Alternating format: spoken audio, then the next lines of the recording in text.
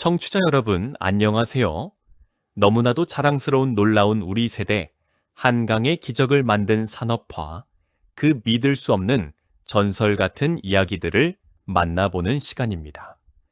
오늘은 헐벗은 붉은 산들을 찾아볼 수 없게 된 이야기, 세계에서 오직 대한민국만 해냈다는 산림 녹화의 기적 같은 이야기를 함께 나누어 보겠습니다. 청취자 여러분, 본격적인 이야기를 시작하기 전에 한 가지 간곡히 부탁드릴 일이 있습니다. 식민 지배와 전쟁의 폐허를 딛고 오늘의 자랑스러운 대한민국으로 만든 우리 세대의 땀과 눈물, 그 아름다운 이야기를 응원하고 널리 알리기 위해 꼭 좋아요와 구독을 부탁드립니다. 청취자 여러분의 좋아요 한 번, 구독 한 번이 우리 세대의 자랑스러운 이야기를 다음 세대에게 또 우리 손주들에게 전해주는 가장 큰 힘이 됩니다. 화면 아래에 있는 빨간색 구독 버튼과 엄지손가락이 올라간 좋아요 버튼을 꼭 한번 눌러주시고 그리고 옆에 있는 종 모양 버튼도 함께 눌러주시면 앞으로 올라올 우리 세대의 자랑스러운 이야기들을 가장 먼저 받아보실 수 있습니다. 다시 한번 간곡히 부탁드립니다. 자, 그럼 이제 본격적으로 오늘의 이야기를 시작해 보겠습니다. 청취자 여러분, 혹시 이런 말을 들어보신 적이 있으십니까?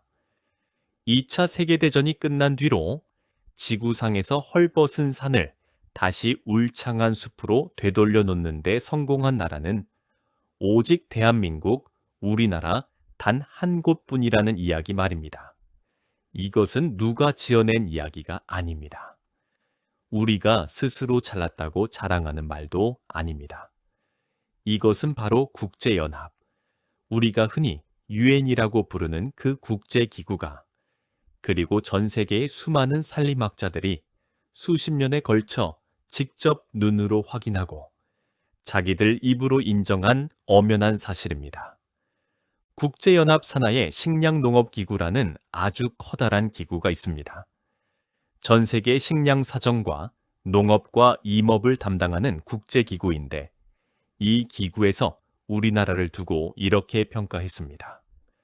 2차 세계대전 이후 황폐했던 땅을 다시 푸른 숲으로 만들어낸 전 세계에서 거의 유일하게 성공한 나라가 바로 대한민국이라고 말입니다. 청취자 여러분, 이게 얼마나 대단한 일인지 짐작이 되십니까? 온 세계에 190개가 훨씬 넘는 나라가 있습니다. 그 많은 나라 가운데 전쟁으로 무너진 산을 다시 살려낸 나라는 오직 우리 대한민국 단 하나뿐이라는 것입니다. 한 번은 이런 일도 있었습니다. 세계적으로 유명한 환경 분야의 학자가 한 분 있는데 미국에 사는 레스터 브라운이라는 분입니다. 이분이 세계의 환경과 식량 문제에 관한 책을 여러 권 쓰셨는데 그중 한 책에서 우리나라를 이렇게 소개했습니다. 한국은 2차 세계대전 이후에 민둥산을 다시 푸르게 만든 세계에서 모범이 되는 가장 성공한 사례다 라고요. 그러면서 이분은 다른 가난한 나라들, 특히 아프리카나 동남아시아의 산이 헐벗은 나라들에게 이렇게 권유했다고 합니다. 한국을 가서 보시오. 한국이 한 것을 배우시오. 한국이 한 방법 그대로 따라한다면 여러분의 나라도 다시 푸르게 만들 수 있을 것이다. 이렇게 말입니다. 청취자 여러분, 한번 생각해 보십시오. 우리나라가 언제부터 이런 소리를 들었습니까? 불과 6, 70년 전까지만 해도 우리는 세계에서 가장 가난한 나라 가운데 하나였습니다. 필리핀보다 가난했고 태국보다 못 살았고 아프리카의 가나라는 나라와 비슷한 수준이라는 말을 들었습니다. 그런 우리나라가 이제는 숲을 되살리는 방법을 다른 나라에 가르쳐주는 나라가 된 것입니다. 이것이 바로 우리 세대가 해낸 일입니다. 바로 청취자 여러분께서 젊은 시절에 땀을 흘려 이루어 놓으신 바로 그 기적입니다. 이런 평가는 유엔이나 미국 학자만 한 것이 아닙니다. 숲을 가장 잘 가꾸기로 세계에서 첫 손가락 꼽히는 나라가 바로 독일입니다. 독일이라는 나라는 수백 년 전부터 나라에서 숲을 관리해온 임업 선진국 중에 선진국입니다. 그 독일의 산림학자들이 우리나라에 와서 우리 숲을 둘러보고는 다들 입을 다물지 못했다고 합니다. 그들이 하는 말이 독일이 지금의 푸른 숲을 만들기까지는 150년, 200년 세월이 걸렸다는 겁니다. 그런데 한국은 불과 30년, 40년 만에 비슷한 성과를 이뤄냈으니 이건 세계 산림 역사에서 유례가 없는 일이라는 것입니다. 말 그대로 기적이라고 표현하지 않을 수가 없습니다. 한강의 기적은 우리가 너무나 많이 들어서 잘 알고 있지만 그 한강의 기적 못지않게, 아니 어떤 면에서는 한강의 기적보다도 더 위대하다고 할 만한 것이 바로 이 푸른 산의 기적, 푸른 숲의 기적입니다. 그런데도 우리는 정작 이 이야기를 너무 모르고 있습니다.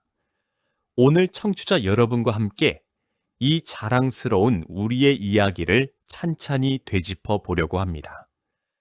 그렇다면 대체 우리나라 산이 얼마나 형편없었기에 이것을 되살려 놓은 것을 두고 기적이라는 말까지 붙인 걸까요? 청취자 여러분 가운데 나이가 조금 있으신 분들은 직접 기억하고 계실 것입니다. 해방 직후, 그리고 6.25 전쟁 직후에 우리나라 산이 어떤 모습이었는지를 말입니다. 한마디로 말씀드리면 산이라고 부르기도 민망한 모습이었습니다. 지금처럼 나무가 빽빽이 들어찬 산이 아니었습니다. 말 그대로 민둥산, 나무가 한 그루도 없이 맨 땅이 그대로 드러난 붉은 흑산, 그것이 우리나라 산의 일반적인 모습이었습니다. 비가 오면 흙이 그대로 쓸려 내려가서 논밭이 다 덮이고 가을이 벌겋게 물들고 집이 떠내려갔습니다. 조금만 가물어도 땅이 쩍쩍 갈라지고 먼지가 풀풀 날렸습니다. 산에 나무가 없으니 뿌리가 흙을 붙잡아 주지 못해서 산사태라는 것이 거의 해마다 일어났습니다. 옛 기록과 옛 사진들을 보면 정말 가슴이 아파서 눈물이 날 지경입니다.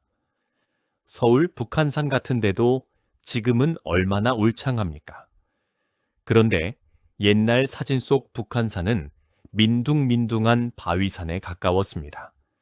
인왕산도 마찬가지였고 남산도 마찬가지였습니다. 서울 한복판에 있는 남산에 가도 나무 그늘을 찾아보기 힘들었다고 합니다. 지방은 더 말할 것도 없습니다. 경상도, 전라도, 강원도, 충청도, 어디를 가도 산에는 나무가 귀했습니다.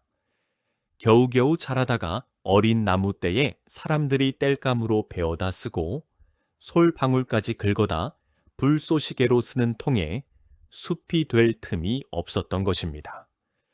우리 산이 이 지경이 된 데에는 여러 가지 뼈아픈 까닭이 있습니다.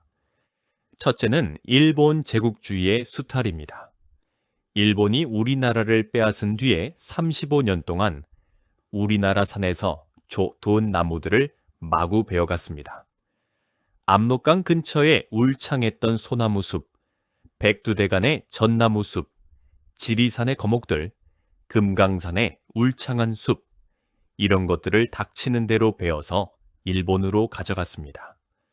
철도용 침목으로도 쓰고 군함을 만드는 재료로도 쓰고 종이를 만드는 원료로도 썼습니다. 게다가 태평양 전쟁 막바지에는 나무 뿌리까지 파내어 기름을 짜겠다면서 어린 나무든 큰 나무든 가리지 않고 다 뽑아갔습니다. 둘째는 6.25 전쟁, 그 끔찍했던 3년의 전쟁입니다. 포탄이 떨어진 자리마다 산이 불에 탔습니다. 남과 북이 밀고 당기면서 공방을 벌인 산들은 수많은 포탄과 폭격으로 그야말로 잿더미가 되어버렸습니다. 강원도, 철원 들판 근처의 산들, 경상도 낙동강 전선의 산들, 개성 근처의 산들, 이런 곳들은 전쟁이 끝난 뒤에 가보니 나무 한 그루 성한 것이 없었다고 합니다. 그을음 자국이 남은 그루터기와 포탄 구덩이만 울퉁불퉁 남아 있었다고 합니다. 셋째는 극심한 가난이었습니다. 전쟁 뒤에는 먹을 것도 없었지만 겨울을 날 뗄감도 없었습니다. 청취자 여러분도 잘 아시지 않습니까? 그 시절에는 전기도 귀하고 기름도 귀해서 겨울에 방을 들여면 아궁이에 나무를 태우는 수밖에 없었습니다.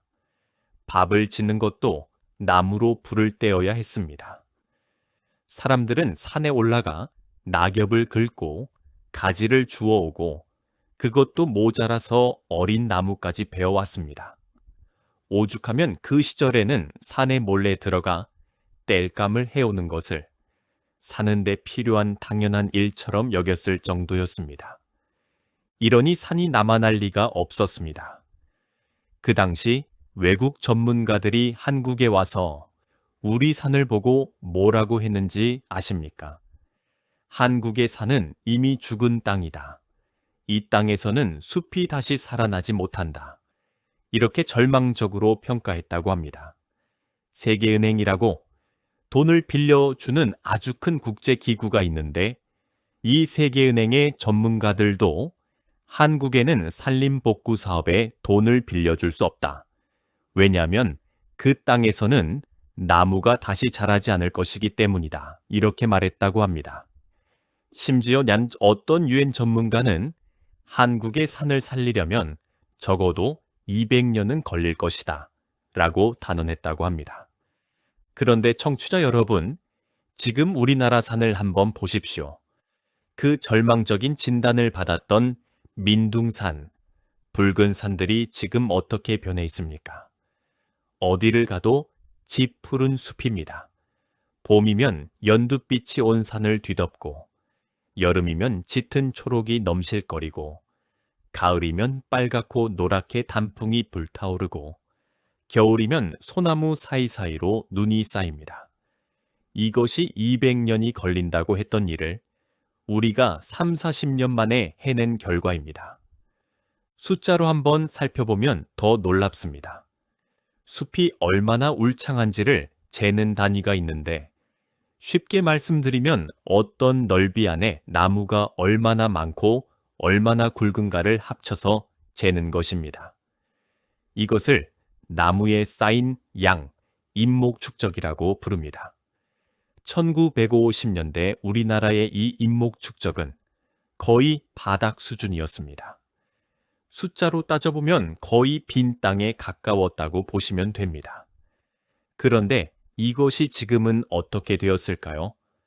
1970년대 초반에 비해서 15배 이상으로 늘어났습니다. 어떤 통계에서는 20배 가까이 늘었다고도 합니다. 한마디로 반세기 만에 완전히 다른 나라가 된 것입니다. 여기서 잠깐 청취자 여러분이 일상에서 직접 느끼셨을 변화를 한번 짚어보고 싶습니다. 청취자 여러분 가운데 자식들이나 손주들, 집에 가느라 고속도로를 자주 타시는 분들이 많으실 겁니다. 경부고속도로, 영동고속도로, 서해안고속도로 이런 길을 달리면서 창밖을 한번 보십시오. 멀리 보이는 산들, 가까이 스쳐가는 산들, 하나같이 나무가 빽빽하지 않습니까? 계절에 따라 옷을 갈아입기는 해도 헐벗은 땅이 드러나는 산은 거의 찾아볼 수가 없습니다. 청취자 여러분이 젊으셨을 때 기차를 타고 서울에서 부산을 가 보셨다면 기억나실 것입니다. 그때는 창밖에 민둥산이 참 많았습니다. 붉은 흙이 드러난 언덕이 끝도 없이 이어졌고 비라도 오면 그 붉은 흙탕물이 가을을 따라 흘러내렸습니다. 그런데 지금은 어떻습니까? 똑같은 길을 가도 창밖은 온통 녹색 물결입니다. 이것이 우리 세대가 바꾸어 놓은 풍경입니다.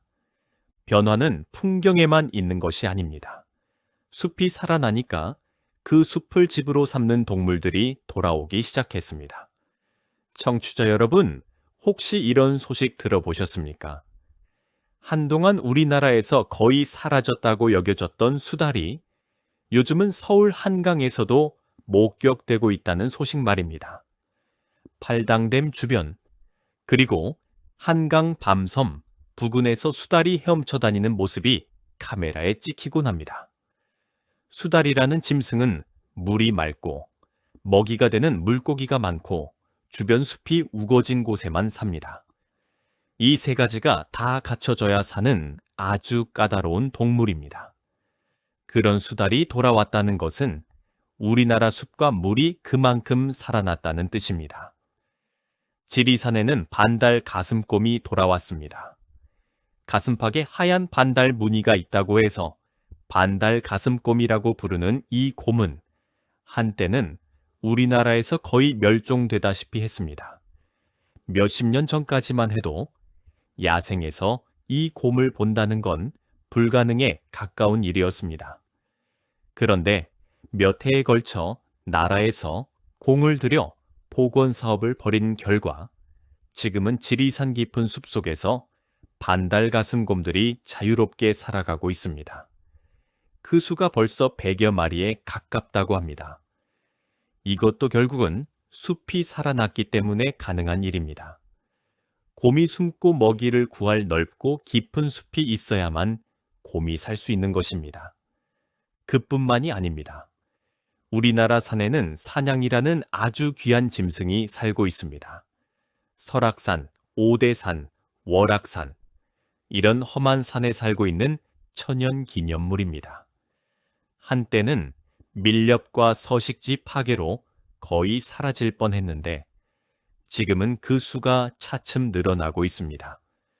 여우도 돌아오고 있습니다.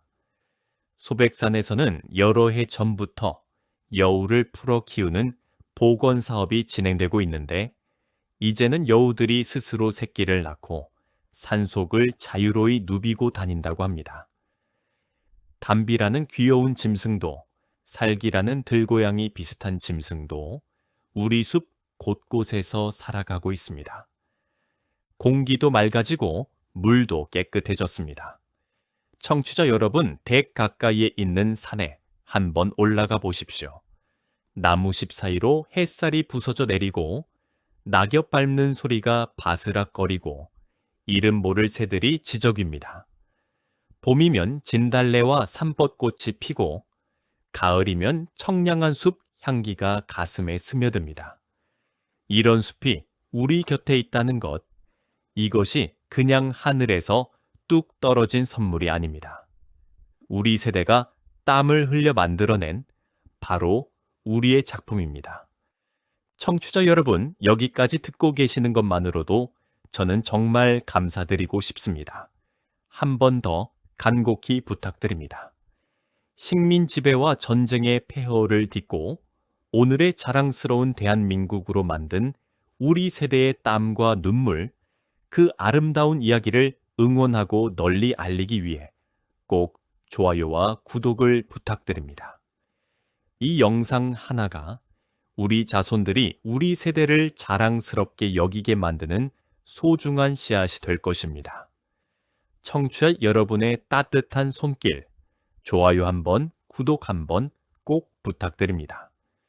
자, 그럼 이제 본격적으로 이 기적 같은 변화가 어떻게 시작되었는지, 어떤 사람들의 땀으로 이루어졌는지 그 역사 속으로 함께 들어가 보겠습니다.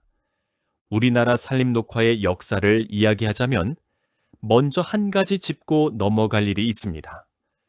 사실 해방 직후부터 우리나라는 나무를 심어 보려는 노력을 해왔습니다. 1946년 해방 이듬해부터 식목일이라는 날을 정했습니다. 4월 5일, 이 날이 바로 식목일입니다. 그런데 아까도 말씀드렸다시피 나라 전체가 너무 가난했고 전쟁까지 터지면서 나무를 심어도 남아나지를 않았습니다. 심는 족족 베어다 뗄감으로 쓰는 판에 숲이 될 수가 없었던 것입니다. 그래서 진짜 변화는 1970년대에 들어서야 본격적으로 시작되었습니다. 이때 우리 정부가 아주 큰 결심을 합니다. 1973년 당시 박정희 대통령 시절입니다. 치산녹화 10개년 계획이라는 아주 장대한 계획이 발표됩니다.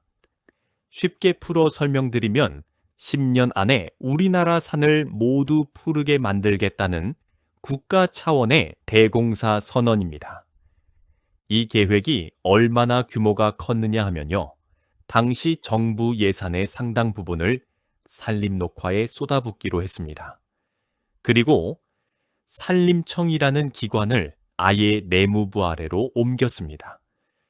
이것은 아주 중요한 의미가 있는 조치였습니다. 내무부라고 하면 경찰과 전국의 도지사, 군수, 면장, 이런 모든 행정 조직을 총괄하는 부서입니다. 산림청을 내무부 밑에 둔다는 것은 나무 심는 일을 한낱 농림 업무 하나로 취급하지 않고 전국의 모든 행정력을 동원해서 밀어붙이겠다는 뜻이었습니다. 그러니 전국 방방곡곡에서 이 계획이 총력전으로 진행됐습니다. 군수, 면장, 이장, 반장 모두가 나서서 나무 심는 일을 챙겼습니다.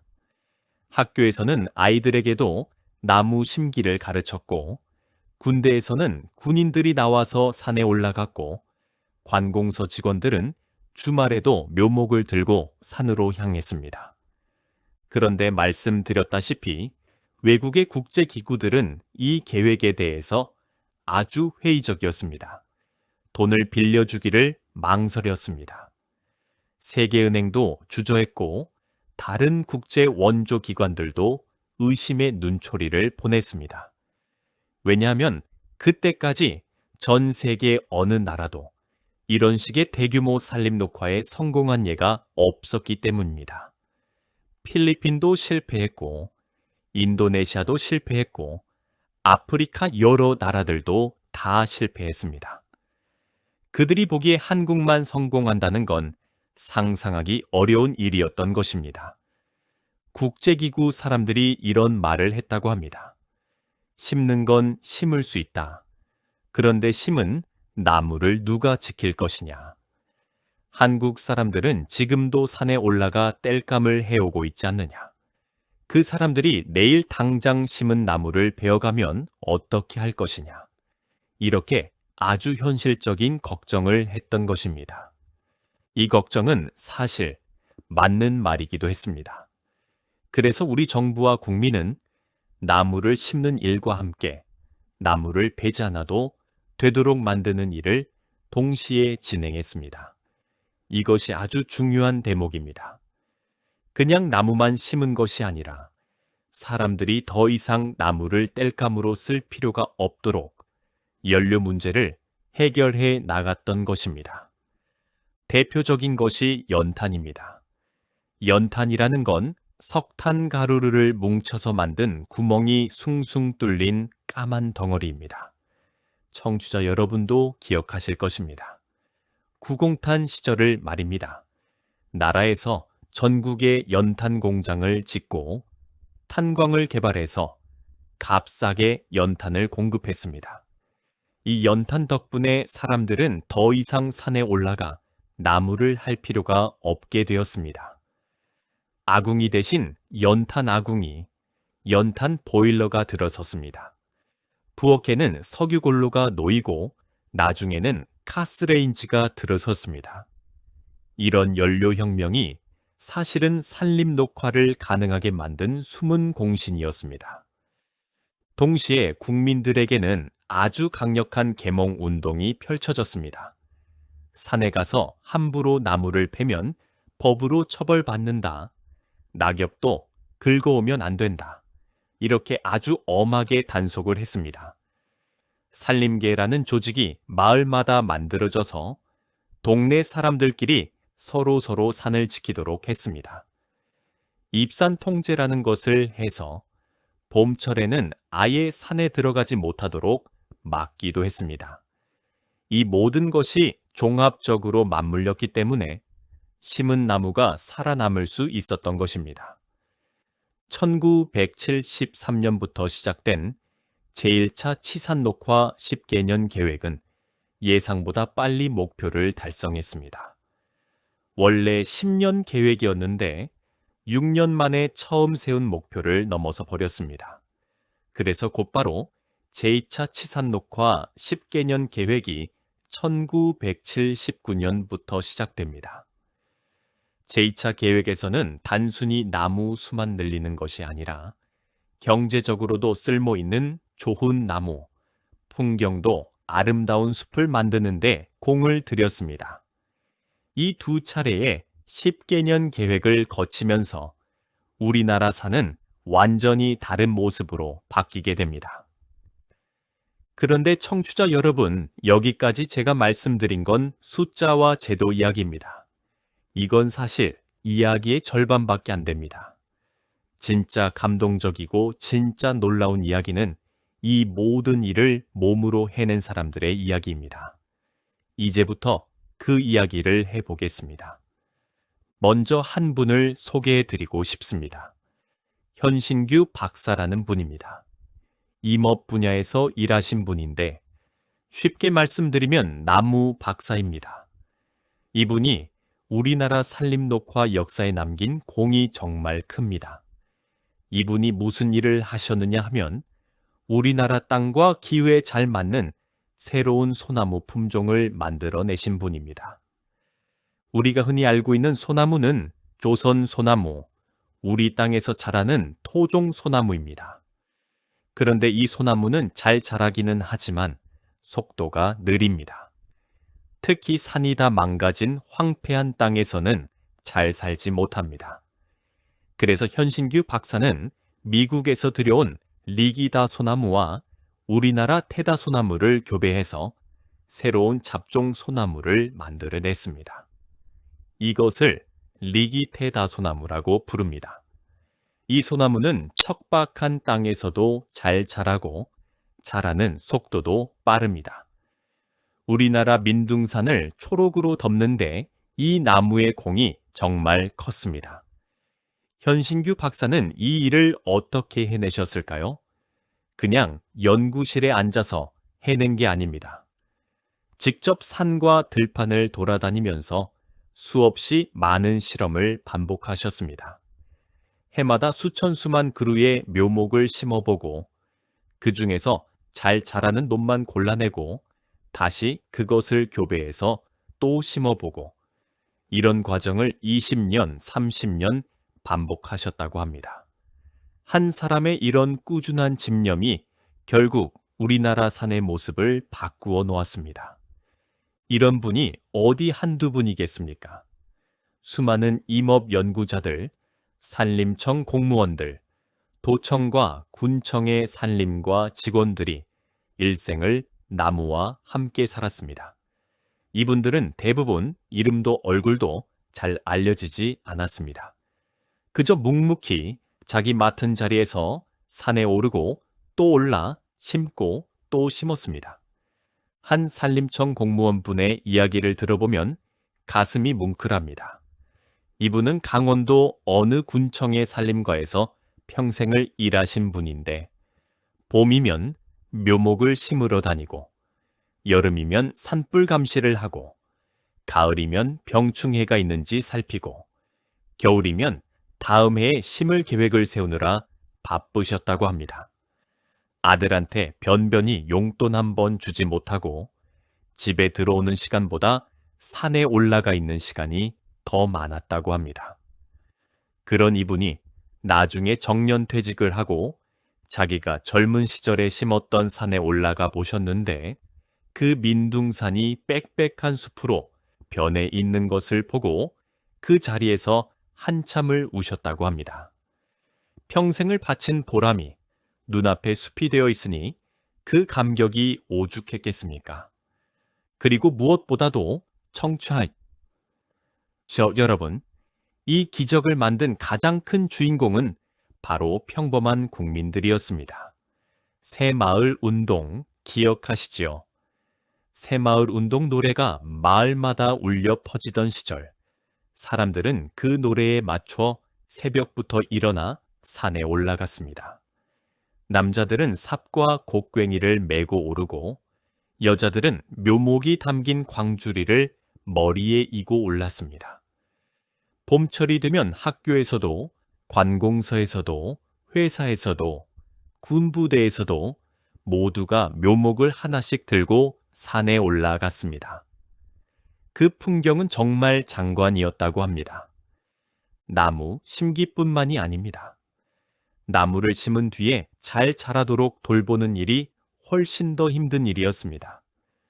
심어놓은 어린 나무 옆에 올라오는 잡풀을 뽑아주는 풀베기, 제대로 자리를 잡도록 주변을 다져주는 북주기, 해충을 잡아주는 일, 산불이 나지 않도록 지키는 일, 이런 일들이 모두 사람 손으로 이루어졌습니다. 마을 아주머니들은 아이를 등에 업고 산에 올라가 풀을 베었습니다.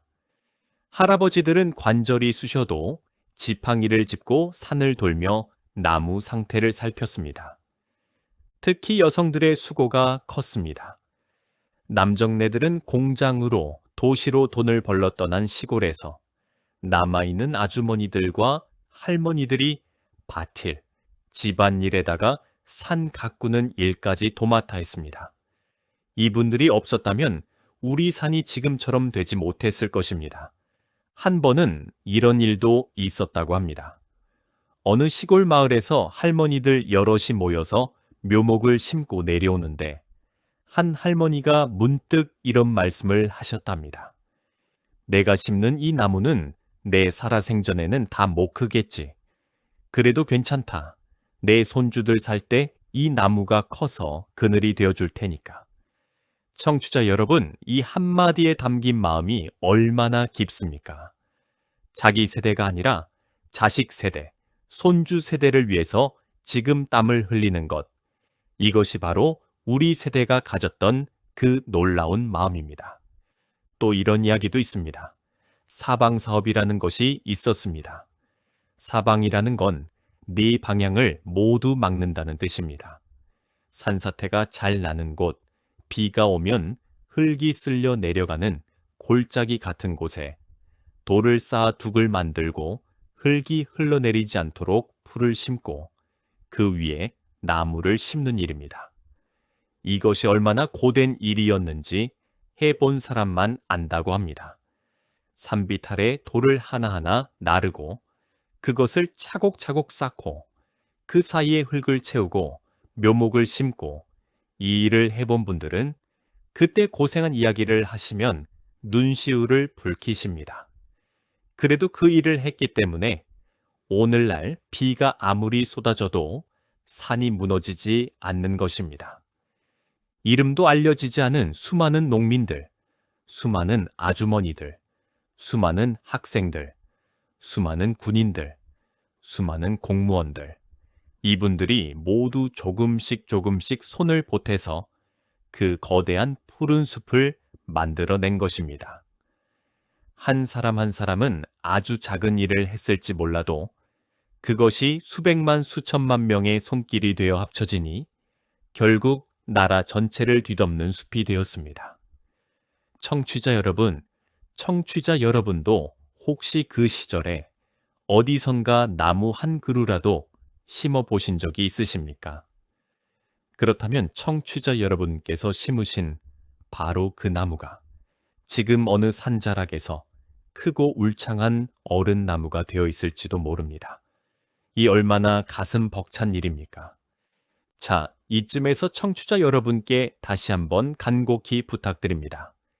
식민 지배와 전쟁의 폐허를 딛고 오늘의 자랑스러운 대한민국으로 만든 우리 세대의 땀과 눈물, 그 아름다운 이야기를 응원하고 널리 알리기 위해 꼭 좋아요와 구독을 부탁드립니다.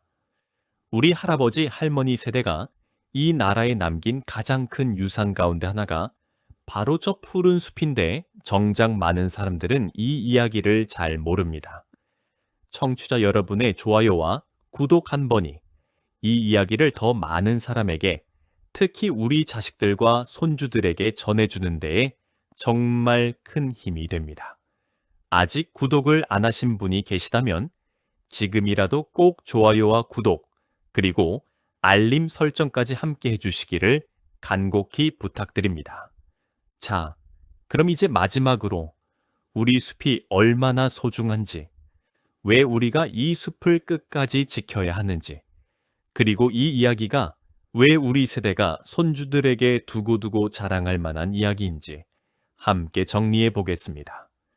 숲은 단순히 경치가 좋은 곳이 아닙니다. 숲은 우리에게 아주 많은 것을 거저주는 그야말로 하늘이 내린 선물 창고 같은 곳입니다.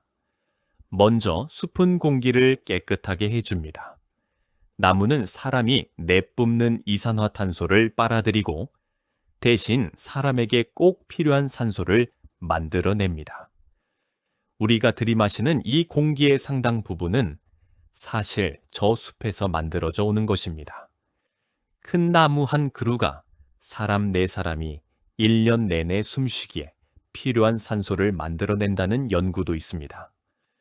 우리나라에 그런 나무가 수십억 그루 있으니 그 가치를 돈으로 환산하면 한 해에 수백조 원에 이른다고 합니다. 숲은 또 물을 저장해 줍니다. 비가 오면 그냥 흘러내려가 버리는 것이 아니라 숲이 스펀지처럼 빗물을 빨아들이고 있다가 가뭄이 들면 조금씩 내어줍니다. 그래서 숲이 울창한 나라는 강물이 마르지 않고 흙탕물도 잘 일어나지 않습니다. 우리가 지금 수돗물을 걱정 없이 쓸 수 있는 데에는 저 깊은 산속의 숲이 큰 몫을 하고 있는 것입니다. 숲은 또 산사태를 막아줍니다. 나무의 뿌리가 흙을 단단히 붙잡아 주기 때문에 비가 많이 와도 땅이 쉽게 무너지지 않습니다. 우리나라가 여름마다 큰 태풍을 여러 차례 맞으면서도 예전처럼 대규모 산사태나 수해가 나지 않는 것은 그 뒤에 건강한 숲이 버티고 있기 때문입니다. 숲은 우리 마음도 쉬게 해줍니다. 요즘 산림청에서는 국민들을 위해 전국의 치유의 숲, 휴양림, 자연휴양림 같은 것을 많이 만들어 놓고 있습니다. 지친 마음을 안고 숲에 들어가 보면 나무 냄새, 흙 냄새, 새소리, 바람소리, 이 모든 것이 조용히 우리 마음을 다독여 줍니다. 몸이 아픈 분들도, 마음이 힘든 분들도 숲에서 며칠 쉬고 나면 한결 나아진다는 이야기를 자주 듣습니다. 이런 것이 다 돈으로 셈할 수 없는 숲의 선물입니다. 그리고 가장 중요한 것은 이 모든 혜택을 지금 이 땅에 살고 있는 우리 자식들과 손주들이 아무런 대가도 치르지 않고 그저 누리고 있다는 것입니다. 그들은 태어날 때부터 푸른 산을 보며 자랐기 때문에 이 푸른 숲이 어떻게 해서 생겨났는지 잘 모릅니다. 어쩌면 당연한 자연의 한 부분이라고 생각할 수도 있습니다. 그러나 청취자 여러분께서는 아십니다. 이것이 결코 당연한 게 아니라는 것을. 수많은 선배와 동지들이 땀과 눈물로 한 그루 심고 가꾸어서 반세기에 걸쳐 일구어낸 위대한 작품이라는 것을. 그러니 청취자 여러분, 이 이야기를 꼭 우리 손주들에게 들려주십시오. 저 푸른 산, 저 울창한 숲, 저것이 그냥 있는 게 아니라고 말입니다. 우리 할머니, 할아버지 시대에 나라가 얼마나 가난하고 산이 얼마나 헐벗었었는지, 그때 사람들이 얼마나 많은 땀을 흘려서 오늘의 이 푸른 산을 만들어 놓았는지 꼭 들려주시기 바랍니다. 이 이야기는 교과서에 몇 줄 나오는 것으로는 턱없이 부족합니다. 이것은 할아버지, 할머니가 직접 들려줘야 하는 이야기입니다. 왜냐하면 이 이야기의 주인공이 바로 청취자 여러분이시기 때문입니다. 전 세계에 이런 이야기를 가진 세대가 또 있습니까? 없습니다. 식민지에서 벗어나서 전쟁의 잿더미 위에서 가난의 한가운데에서 반세기 만에 산업화와 민주화를 이뤄낸 세대. 그리고 그 바쁜 와중에도 헐벗은 산을 다시 푸르게 되살려낸 세대. 이 세대가 우리 세대 말고 또 누가 있습니까? 없습니다. 청취자 여러분은 세계 역사에서 다시 찾기 힘든 정말 위대한 한 세대의 주인공들이십니다. 그래서 저는 청취자 여러분께 이 말씀을 꼭 드리고 싶습니다. 자부심을 가지십시오. 누가 뭐라고 해도 당당하게 자부심을 가지셔도 됩니다. 집에 놀러온 손주들이 있거든, 옛날 이야기 들려달라고 하거든, 망설이지 말고 이 이야기를 해 주십시오. 내가 심은 나무가 저 산에 있다고, 내 친구의 아버지가 사방 사업을 해서 저 골짜기가 지금 저렇게 푸르게 됐다고, 우리 동네 아주머니들이 묘목을 머리에 이고 저 산을 오르내렸다고, 이런 이야기를 들려주십시오. 손주들의 눈이 초롱초롱 빛날 것입니다. 청취자 여러분, 마지막으로 한 번 더 간곡히 부탁드립니다. 식민 지배와 전쟁의 폐허를 딛고 오늘의 자랑스러운 대한민국으로 만든 우리 세대의 땀과 눈물, 그 아름다운 이야기를 응원하고 널리 알리기 위해 꼭 좋아요와 구독을 부탁드립니다. 이 이야기가 우리 세대에서 끝나지 않고 다음 세대, 또 그 다음 세대로 이어지도록 청취자 여러분의 따뜻한 손길을 보내주십시오. 좋아요 한번, 구독 한번, 알림 설정 한번, 이것이 우리 세대의 자랑스러운 역사를 지키는 작은 실천입니다. 그리고 주변에 있는 친구분들께도, 가족분들께도 이 영상을 꼭 전해주시기 바랍니다. 많이 전해주실수록 우리 세대의 땀과 눈물이 더 오래 기억될 것입니다. 오늘 청취자 여러분과 함께 한강의 기적보다 더 위대할지도 모르는 푸른 산의 기적, 그 놀라운 이야기를 나누어 보았습니다. 헐벗은 붉은 산이 세계에서 가장 짙푸른 숲으로 되살아난 이야기, 온 국민이 땀을 흘려 한 그루 한 그루 심어 이룬 이야기, 세계에서 오직 대한민국만 해냈다는 산림 녹화의 기적. 청취자 여러분, 그 기적의 주인공이 바로 청취자 여러분이십니다. 너무나도 자랑스러운 우리 세대의 땀과 눈물, 그 기적 같은 이야기들은 오늘도 계속됩니다. 청취자 여러분, 그럼 다음 시간에 또 뵙겠습니다.